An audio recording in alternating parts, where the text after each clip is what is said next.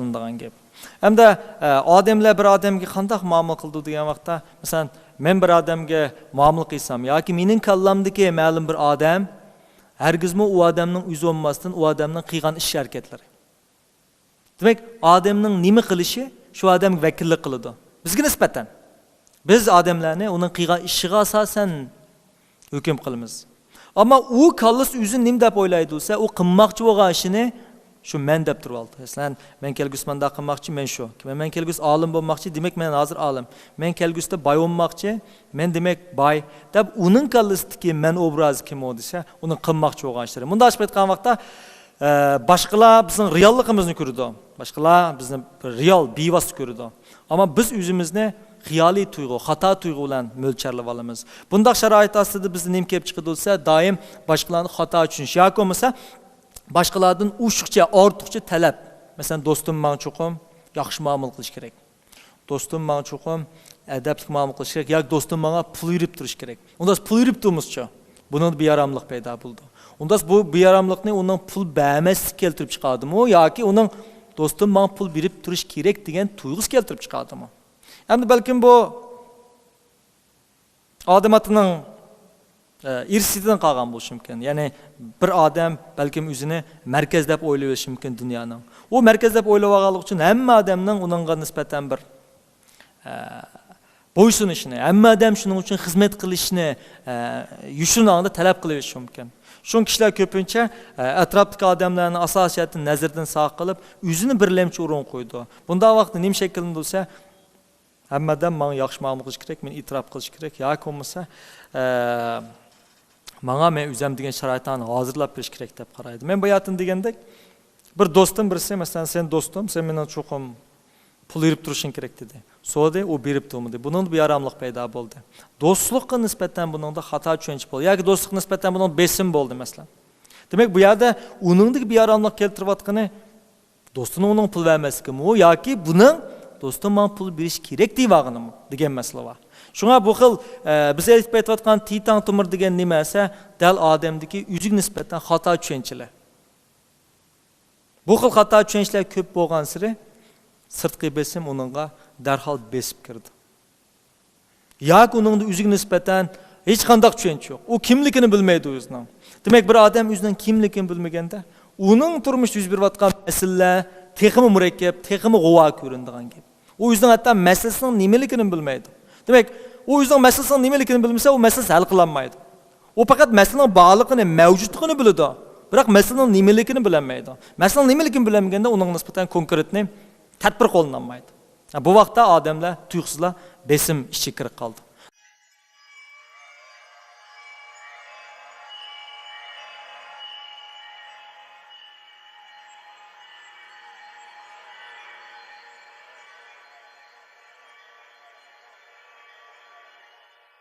Nurga adamlar besmin ba deydi. Ama onda senin besmin nime dese küzün jumsi hiç qandaq bir narsani topolmaydi. Xizmat o'ysa xizmat yaxshi, balsini o'ysa balsimi yaxshi. Hammani o'ysamiz joyida, biroq besim ba dek ish qildi.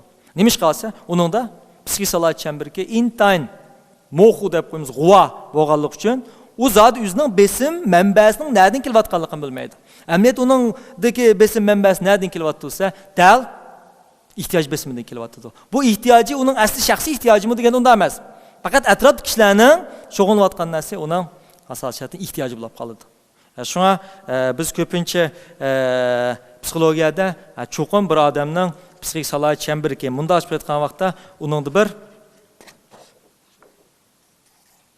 kimlik salohiyati bo'lishi kerak deb qaraymiz. Unda ma'risimni men bir tushuntirib o'tayin. Masalan, ma bir tal uy. Bu uyning atrofida qo'rshav yog'och bor. Biz faraz qilaylik. Ma yog'och bo'lmasa, agar uningda bir qo'rshav yog'och bo'lmasa, bu uyning atrofiga cho'qim bir necha kundan keyin axlat to'kilib qolishi mumkin. Yoki kishilar bu yoq velosipedlarni to'xtatib qo'yishi mumkin.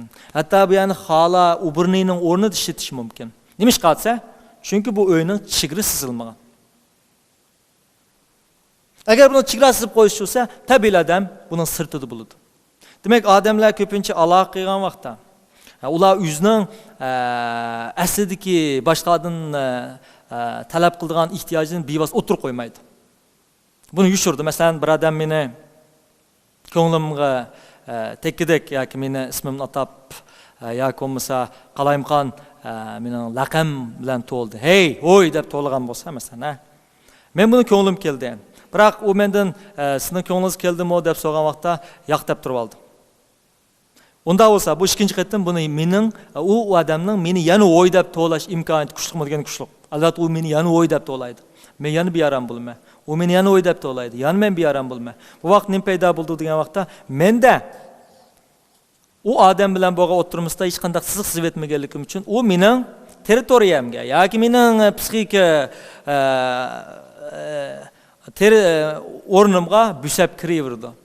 Agar men uningga siz meni o'ydimang, mening ko'nglim keldi degan bo'lsam, u chog'i nima shakllandi? U faqat 1 minutlik yoki yarim minutlik ko'nglerim bo'lib yoki bearam bo'lishi mumkin. Ajab dedi. Ammo uningdan u meni o'ydimas mumkin. Demek, nurg'a odamlarning kishilik munosabatni an ketkizib qo'ydigan nimasi, ular odatda o'zining ehtiyojini konkretni boshqalarga demaydi. Bu xil konkretni bo'lmagan ahvol ostida kishilar uni qanday muomala qilishni bilmaydi. Shunga u o'zining xiyoli bo'yicha muomala qilaverdi. Biz ondan u xato muomala qilgan odamchi degan vaqtda buni ifodalamay mengaverdi. Buni bilan ularning kishilik turmushdimi nurg'ulagan masalalar paydo bo'ldi. Masalan, bir ayol yo'ldishdan "Men azroq pul kerak" dedi. Unda bo'lsa, bu yerga azroq degan zot qancha miqdor? Bu 1000 ko'y bo'lishi mumkin, 1 ko'y bo'lishi mumkin, 100 ko'y bo'lishi mumkin. Chunki bu yerga azroq puldagi azroq nurg'a odamlar uchun har xil. Unda buni ayolning ko'z qarashiga azroq bilan yo'ldishning ko'z qarashiga azroq o'tirsida farq bormi degan farq bo'ldi. Balkim ayolning azroq degani 200 ko'y bo'lishi mumkin. Ammo yo'ldishning kallasida bu 10 ko'y bo'lishi mumkin. Undasa ayol "Men azroq pul lozim" dedi. Yo'ldishi uningga 20 ko'y berdi. Bu vaqt nima shakllandi? Bu vaqt xato tushunish. Ayol bu vaqtda balkim buni konkretni ifodalamaganlik uchun o'zining qarshi taraf bo'lgan talabini. O'chaq qarshi taraf buni xato o'ylab oldi degan gap.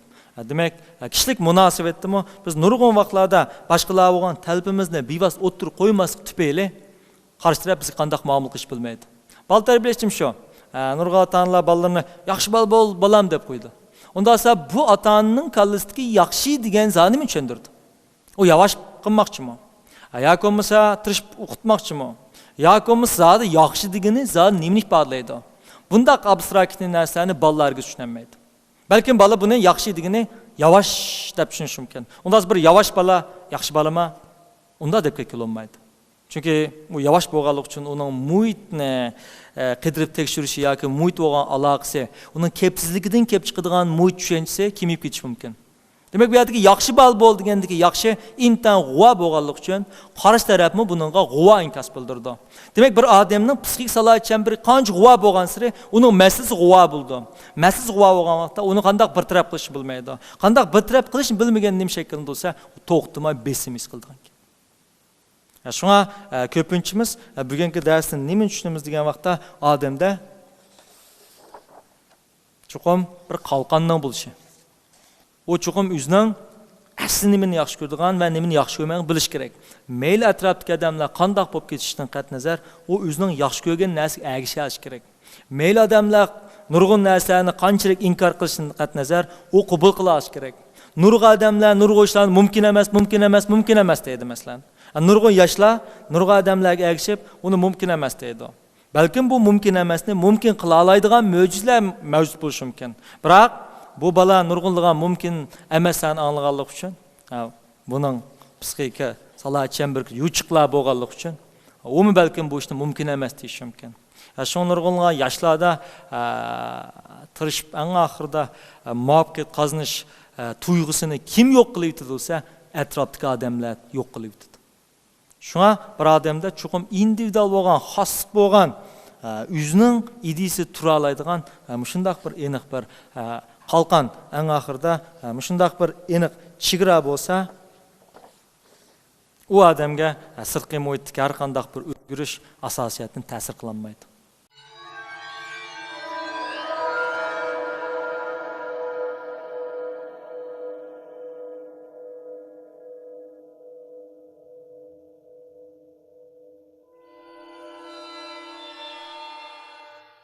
Unda olsa, Bugun so'zlaydiganim o'shagicha.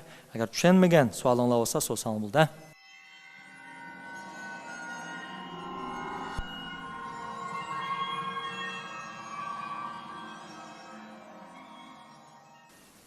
Siz. Assalomu alaykum alim. Bu darslarınız deb o'tganingizda kichik nurg'un kichik bolalarning kichik vaqtida salohiyat chamberga aniq belgilanmaydigan ota-onasiniki har xil qarashlar sababidan bu nurg'un yo'chuqlar paydo bo'ldi ekan. Endi bunda bo'lganda biz cho'ng bo'lganda shu psixikamizdagi salohiyat chamberga yo'chuqlarni qanday bo'lganda eng yaxshi hal qilib buni tuzab keta olamiz? To'g'ri savol. Masalan, men sizdan bir savol so'ray. Bu sinfda sizning 100 yuan pulingiz yutib ketdi. 100 yuan pulingiz yutib ketgan vaqtda buning ichida do'stlaringiz bor, tanishlarmidi buning hammasi. Ammo sizning 100 ko'y pulni birisining elvog'ini ras. Kimning elvog'ini bilmaysiz. Siz mushu kimning elvog'ini bilanmagan siri sizda bearamlik paydo bo'ldi. Nim deb deganda, mushin kim elvog'andi? Do'stim elvog'andimi yoki partishim elvog'andimi yoki kim elvog'andi? Bu besin bağansı yuqurlaydı, bağansı kallığınızda ötmeydi. Sebebini bilmegelik için, kimnin eli bağallıqını. Ama tutsattan bu 100 koy pulunu, məlum birisinin eli bağını bildiniz. Bu vaxt şu degende dəstəb besimiz tüvelleydi. Çünkü siz eniq bu qetim kimnin eli bağını bildiniz. Ya ki bolduqlayıtsız, ya ki berip, onundan sorab pulunuzu el verişiniz mümkün de. Demek psixiki dərsinin asas rol nima degen vaqtda nurg'a adamlarning besiminin, ya ki nurg'a adamning azabının, ya ki nurg'a adamlarning meyli münasebetlik olsun, meyli hizmetlik olsun, meyli her xil sahadan kelgen besimlerinin kiriş mənbəsini sözləb birimiz. O kiriş mənbəsi bilgende tabiila şu mənbəni taqaşqa ya olmasa onu bir taraf qila alaydı. Psixik besiminin asası kelivatqını neymiş undaq jiqib ketkense, çünkü nurg'a adamlar onun nədən kelgini bilmeydi. Agar o özünün konkretni saat qaysi mənbədən kelivatqını bilgen amançu degen vaqtda dərhal tüvelleydi. Şu an psixiki analizning yoki nurg'unlagan bemorlarning, masalan, psixikdan chatlaq chiqqan bemorlarni nemish izlab keldi degan vaqtda ular shu nemish undaq bo'lib qolganini bilmaydi. Bizlar analiz qilib, ularning nemish shundaq bo'lib qolganini bilgan amançu deganda darhol ular kasallik alomatlar tüvelleydi. Shunga mushu darsdan anglash orqali, ama şu mesela başına ahir anlaş arqılıq adamlar üzünü düşünüşkə başlaydı. Üzdəki məsələlərini bayqaş başlaydı. Bunu düşüngən amançı olsa biz bayatın degəndə psixikaliqa yuçuqları özlüqüdən taqılıb mağdı. Çünki adamın psixikasını yaxşılaşdan ən yaxşı yolu nəsə psixik ügünüş. Psixiki degən nəsə psixik degən biz adamdan sapası hesablandı. Sapa degən nəsə sapa degən dal psixik salay çember ki. Bir sapası var adam, o bir individuallıq yaratqan buldu. O asasiyatdan to'g'ri xatoni kishilarning ko'p qism kishilarning harakat orqali emas, aslidik hol orqali qabul qiladi. Bunday odamlarda asosiyatdan sidqiy muhitning ta'siri uchta shakllanadi. Sizdan. Assalomu alaykum olim. Adamga besim kelgan ham ruhiy jihatdan ham jismoniy jihatdan og'irlik his qildi ekan. Buning aniq sababini tushuntirib berasiz? Bo'ldi.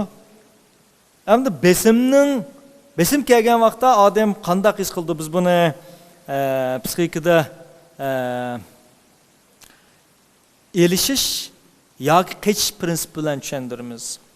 Bu bir xil mexanizm adam tug'um bo'ldigan. Elishish yoki qechish mexanizmi degan nima desa, masalan, biz bunda qo'ylaylik.